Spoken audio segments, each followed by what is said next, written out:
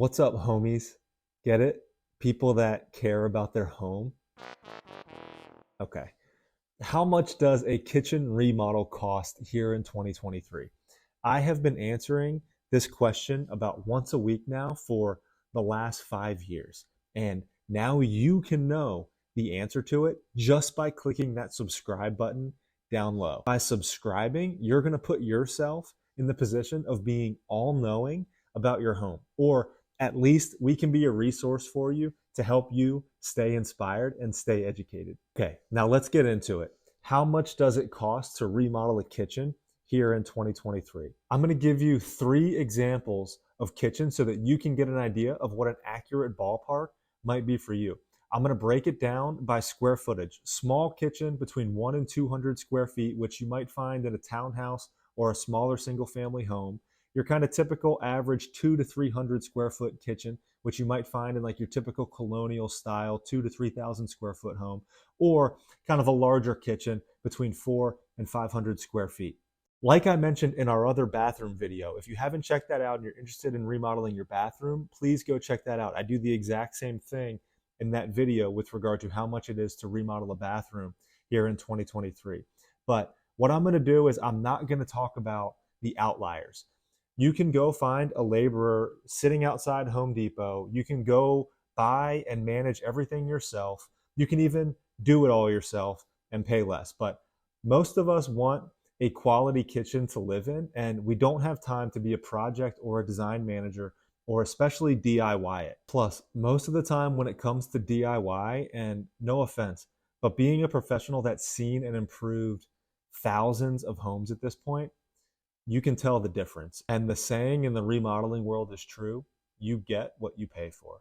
I'm also not going to talk about the high-end outliers. There are cabinet companies out there that are going to charge you between $70,000 and $100,000 just for a cabinet order, and you can easily spend over $200,000 on your kitchen. Most of us aren't doing that either, so we're going to keep this in the perspective of you want to hire a quality, well-reviewed, licensed contractor or remodeler to give you a typically well-designed kitchen. So here we go. Okay, so if you live in a townhouse or a small single family that's, call it, around 1,500 square feet, your kitchen is probably going to be around 1 to 200 square feet. If we're removing a wall, that's fine because we're likely not extending that kitchen much further than the footprint that it's in just because we don't have the room.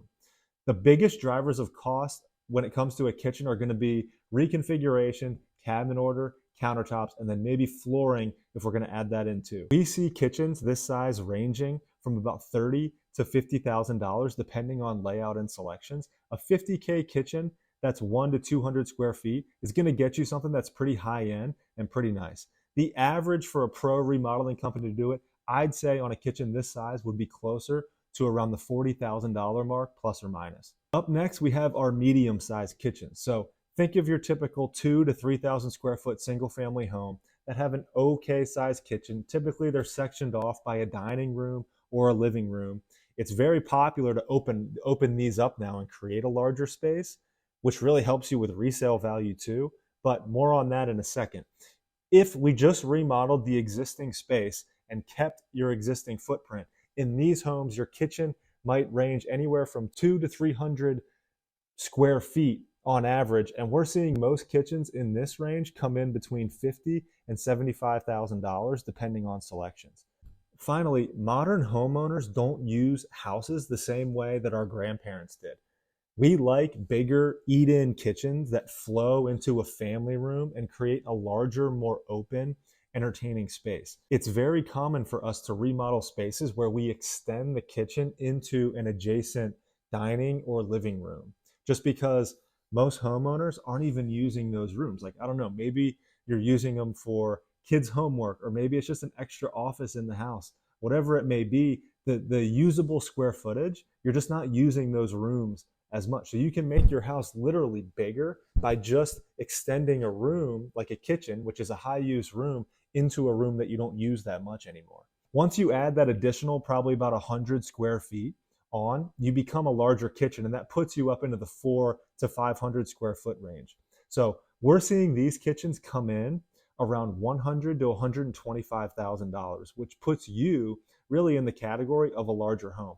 So Again, if you have a larger home that's, call it, between 3 and 4,000 square feet, then that's typically what you would expect from kind of your average typical, licensed quality remodeling company to come in and remodel your kitchen. So a pretty good rule of thumb to give you a ballpark if you're considering a kitchen like we just talked about is around that $250 per square foot mark. Just measure the length and width of your space and multiply that times 250, and that'll give you a good idea and an expectation when interviewing remodelers for the job. Remember here that costs vary, and maybe you'll decide to pay more to a remodeler that has a really good reputation, a large company, a proven track record, etc. Or maybe they're a smaller company and they charge you less. A win-win is you have a nice quality kitchen that gets done in a reasonable amount of time. The last thing you want is to be out a kitchen, which you can't use, and displaced in a basement or some small living room, living out of it, using it as your kitchen for 6 to 8 months when your kitchen was supposed to take 6 to 8 weeks. That's all for today, homies. There's plenty more where this came from. Please subscribe so that you don't miss out on any of our future content. We want you to be inspired and educated when it comes to your home. In the meantime, check out the shorts that we just started publishing. We've got some cool before and after stuff over there. And go check out our Instagram at Stello Homes. We've been publishing on Instagram now for years, and we have a lot of our content, a lot of our stuff is on there. We're newly committed here to YouTube, and we can't wait to share more with you. Talk soon.